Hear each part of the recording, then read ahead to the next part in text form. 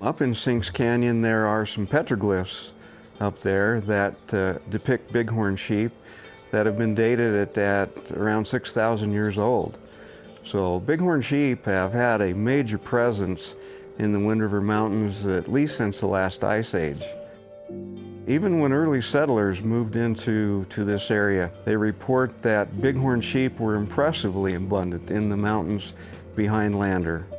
If we look at the history of sheep across the West, and including southern Canada, we had about 1.5 to 2 million sheep estimated. Then in the late 1800s, early 1900s, we had domestic sheep come into the area. Because of disease transmission, those numbers dropped to about 25,000 was all. That's kind of what happened across the West.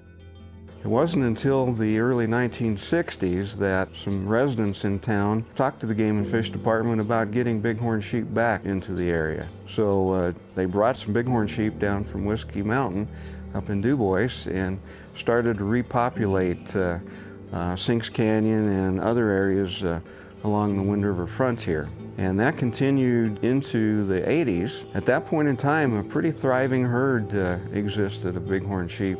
Unfortunately, in 1992, there was a gentleman that lived near Sinks Canyon. He and his wife brought 15 or so domestic sheep into their property there.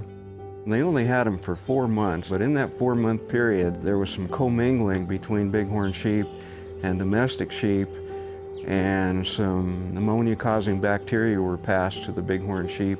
Within a couple of years, bighorn sheep had just virtually disappeared again.